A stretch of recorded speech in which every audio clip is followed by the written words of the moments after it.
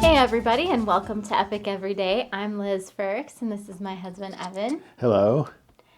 And today we are talking about when you're too stressed to handle your stress. Yeah, why are you laughing? Because today has been ridiculous. I'm laughing because it is so ironic that we're talking about this because that's totally how I felt today. Yeah, the tendency, the desire is just not gonna record, not gonna do anything. Yeah. Let's just play video games on our phone and go to bed. Yeah, because it's been one of those days where like you wake up in the morning and no breathing time. No. Yeah, busy. Go, go, go. Yes. Good stuff. But you did it. You did all the stuff. Yes. And now you're worn out. Yeah. Now I'm ready to go curl up in a ball. But here we are. By God's grace. Yeah. So I think, well, let's see. Today's Tuesday, so we are talking about surrender because we're working our way through the CSCs.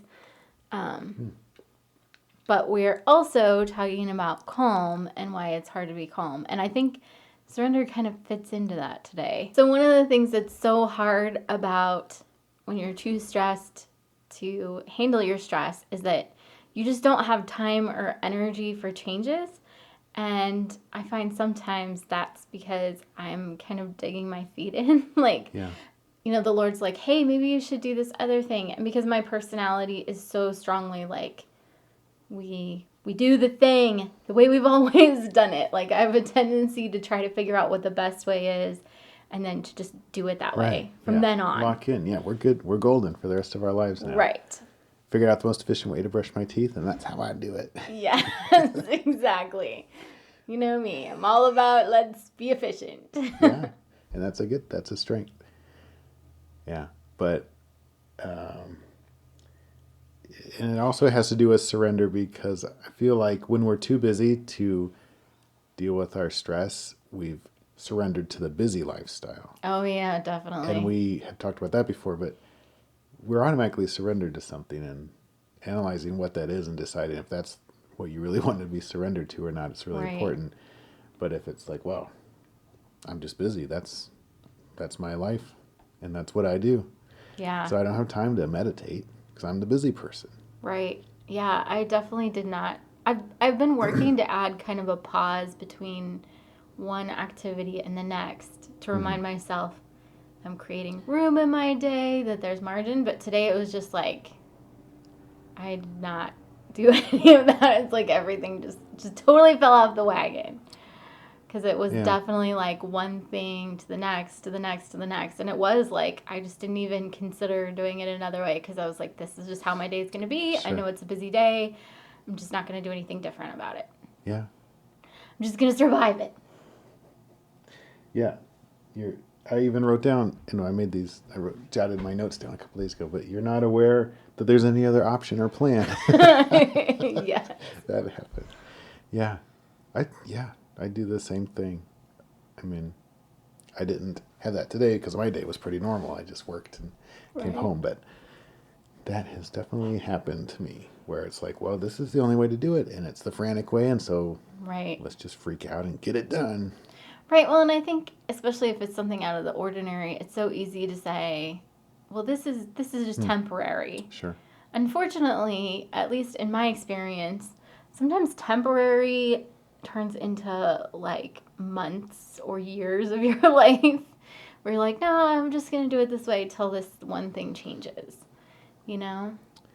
Yeah, so when you're in, I mean, it's probably obvious, but I just like to put it out there. When you're in that, like, okay, I'm 110% booked today, what's the risk of slowing down and meditating in that moment? Yeah. What do you think? Oh, I think so that wasn't rhetorical. No. Okay, fine. Well, I was just thinking, like, for me, it would be hard to stop in the middle of, hey, I'm hanging out with people or I'm doing something with our daughters and just be like, hey, everybody, hold that thought. I need to go chill for a second before I collapse in a heap. Yeah. And, I mean, you were home all day and you were that busy. Like, people came over. Right. There was stuff going on. And so it's not like you even have the drive in between to just breathe a little bit. Right. Whereas somebody who's commuting, maybe. But Yeah. so maybe part of that answer is finding little secret moments to breathe. I mean, for me, like when I'm feeling like that, and if I have a commute, like in between work and home, or go to Yeah. a meeting at church or something, I can fill that space up with the radio or listening to a podcast or something, and my brain's still on, high gear there. I haven't really Yeah. slowed down when there's an opportunity, Totally. Yeah. Yeah. Making sure that when you have a moment to slow down, you actually do it. I was thinking about when our girls were really little, like maybe 4 or 5. It was old enough where they could be left alone for, 2 minutes, but not Yeah. old enough that I could like leave them alone or Uh-huh. anything. And I remember all the time being like, no, mommy just needs to go to the bathroom and she needs some privacy right now, and just shutting myself in the bathroom. Be like, okay, I'm just going to take a few breaths, read through my verse cards, and try to refocus. I'm sure they That's a probably were seized like, moment. oh Yeah. my goodness. The kids? Yeah, well, they weren't old enough to be like But that. they But if were like, anybody else would have been I like, mean, man. yeah. Well, yeah, like a 2-year-old, after 5 seconds, they're like, where's mommy? I mean, Yes. so yeah, it's good to steal away like that. Mm-hmm. But it's a short little thing, Right. you can't stay in there for half an hour. Right. Well, and I still keep verse cards in the bathroom Yeah. because it's a good place when you're in there just to flip through one and be like, oh, yep, Mm-hmm. this is still true. We can still, Jesus still says, come all you who are weary and heavy laden, and I will give you rest. That's the one that's open right now. It's a good one. Yeah. Yeah. When I am feeling too stressed to worry about my stress, I'm in hurry up dad mode, Yeah. which for me means I'm the only one that's taking care of business, and I've got to do everything, and so I'm just going to do everything, Yeah. and forget about connecting to anybody or being relatable or being the Right. fun dad. It's business dad, Yes. and that's a bad place to be in. But it's like, obviously, then in my mind, it's like getting things done is somehow become the most important thing in the universe. It kind of reminds me of that blonde joke. I don't remember exactly how it goes, but a blonde is running out of gas and she gets pulled over by a policeman. He's like, you're going 80 and it's 65 miles per hour. She's like, well, yeah, I'm trying to get there before I run out of gas. Yeah. And I feel like that's what we do so often. We're like, oh, I have less time and less energy, so I'm going to hurry even faster. But at the same time, like just as you're more likely to run out of gas faster if you're driving faster, you're more likely to run out of emotional energy, physical energy. Yeah. But we think that that's the best thing to do, to try and, rush like crazy to complete whatever it is. I was writing that in my journal recently. Like, I feel like I'm racing myself. Like, this is how much energy I have during the day. And if I just do everything fast enough, then I'll get to the end of my day and I will have completed the things without running out of energy if I squeeze them in. Yeah. But by going faster, I actually run out of energy faster. So, Yeah, that reminds me. Like we've taken some intentional time and examined our schedule, and determined that sometimes we're trying to do too much yeah. in a 20. We don't even have 24 hours in a day because you got to sleep like 10 of those hours or 8 or Yes. 6 of them. Depends on who you are, but No, everybody needs 8 hours. yeah. Well, but so you might not even think that you have. So I wonder if one of the little things that might help is, so maybe you don't have time today to do anything about your stress, but on the weekend or tomorrow or in a week from today, Yeah. schedule in an hour to just examine your schedule. Like schedule the time to slow Yeah. down. Yeah, that was I mean, pretty. some people can't take a break without putting it on their planner. I'm I like, don't yeah. know what you're talking about. What are you trying to say? Some people named Liz Ferricks can't take a break without putting it on their planner. Fine. Yeah. Yeah, that was really eye-opening though when I actually sat down and wrote out everything that I was doing and I realized that I had more things, like more more hours of work than hours of time in the day. And And it was like, oh, no wonder I'm always failing, yeah. you know? Well, that's and I don't quite take it to that extreme, but when I'm in there, I'm still the one holding myself to the high expectations Right. and the impossible expectations, right? Like if I Yeah. don't do this, I failed. If I don't perform right now, then what, you know? But that's me, Yeah. and that's you being like, you've got to get 30 hours of work done in a 16-hour day. Mm-hmm. Yep. Yeah, and so maybe that's another part of it, realizing that it's not always everybody else putting the pressure on us. It's us putting the pressure on us. Right. Yeah, it was really interesting stepping back and going, what would happen? Like, what's the worst thing that would happen if I didn't do, whatever it was? And it was like, oh, well, it would just get done later eventually. Yeah. And yeah. Some of that stuff snowballs. I mean, the anxiety is real. Right. You know, like we homeschool the girls, so it's like, well, if we don't do school, then they're going to get behind and they need to go to college someday. Not when they're 25, when they're 18 or sooner. Right. Yeah. Ideally. So, there's something to that, but there's also something to God and His grace giving us the time we need to do the things that He's right. Yeah, made us to I love that verse. I think it's in Psalm 123 where it talks about in vain you rise early and in vain you stay up late, and just that idea that we as Americans we burn the candle at both ends all the time. And we take pride in it. Right. Yeah. And God says that we're wasting our time if we do that. And the rest of the verse says that for he gives sleep to his beloved. Like, he plans for us to sleep, and we're not surrendered if we're not sleeping. Yeah. It's a blessing. It's a blessing to slow down. It's a grace of some kind. Yeah. Not designed to have the pedal to the metal all the time. So as we wrap it up, what are some practical slowing down things? Well, I was thinking about... Or some gateway slow down things, because it's 1% improvement. Right. There are two things I was thinking about. One is actually how we've been cleaning our garage. Okay. So I think we've told you guys before, we read The House That Cleans Itself. I can't remember. A couple years ago. Yeah. Yeah, it was a couple years ago.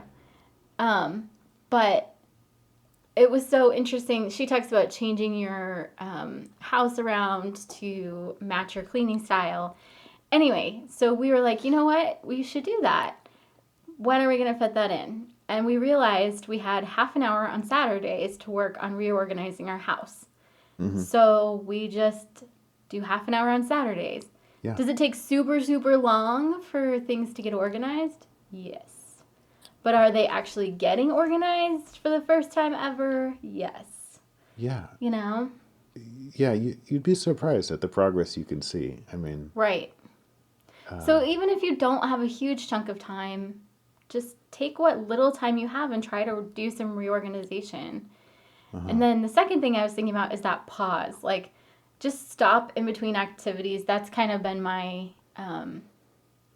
reminder to just to take a break, to say just one breath even, and just be like, yep, I'm going to keep trusting. Meredith, our oldest daughter, has a little catchphrase now since we've been talking about this stuff. And she says, hurry, don't rush. Like, she's smart. Or rush, don't hurry. I can't remember which one. But yeah, just the idea that like we keep being consistent, keep working our way through stuff, but don't freak out. Yeah, that's pretty good. So yeah, I think it's hurry, don't rush. So smart one. Yeah. The things I thought of were join a Tai Chi class in your area. If you can find the right kind. Oh, are there a lot of different kinds? Yes. Okay. Mm-hmm. But if you find one that's focused on the basics, then yes. Yeah, I guess totally. That's true. You've had some people come into your class who've come from another style of instruction that's more about like the form of the choreography and less about the balance stuff that we always talk about. Right. Love it still. Getting out in nature, going on hikes. Yeah. But all these things require scheduling. And I think that's the thing. For even somebody who's not like in love with scheduling and filling up their planner, you're still not going to do it unless you're like, I'm going This to is go when on a you hike for half an hour on Friday after And work. recognize, I mean, we're going to talk about this later this week, but recognize how important it is. Like That's true. that was something that was really hard for me, and I'm still working on it, is recognizing that rest and calm are as necessary as the getting things done. Like rest Yeah. is not, you rest so you can get things done. You don't get things done so you can rest. Yeah. And rest, yeah, right. We're all twisted up where we think that resting's not noble or productive. And actually, you can be productive longer with Right. the rest in there. I mean, some people are like, I'm only going to be healthy when I'm in my 20s and 30s, so I'll just work and not sleep. And then Right. what? When you're in your 40s, you're going to stop working and just be sick and Yeah. not function anymore. I don't understand that. I mean, we're designed to more be more long-term functioning than that. So that might be some small things that you could do. You can also, we've talked before about doing Headspace. That's a great way. That app is a great way Yeah. to just take a break. And you can keep coming back and listening to our podcast, because every day we're going to be talking about how do we be calm? How do we be surrendered? How do we be centered? How do we be connected? How do we be complete? And so having that daily reminder, especially if you do it sometime in the early part of your day, that can really make a big difference. Thank you to everybody that's been sharing our podcast, and we really, really appreciate it. And if you guys have found this helpful, please share it with your friends as well, or subscribe to it, or send reviews. We would love to hear what you guys think of it, or any suggestions of topics you have. Yeah, and please go to our webpage and go all the way down to the bottom and give us your email address. We'd love to send you some artwork, custom made, that reminds you of the CSCs. Have an awesome Tuesday, you guys. We're praying for you. We love you. Yep. See you later. Bye.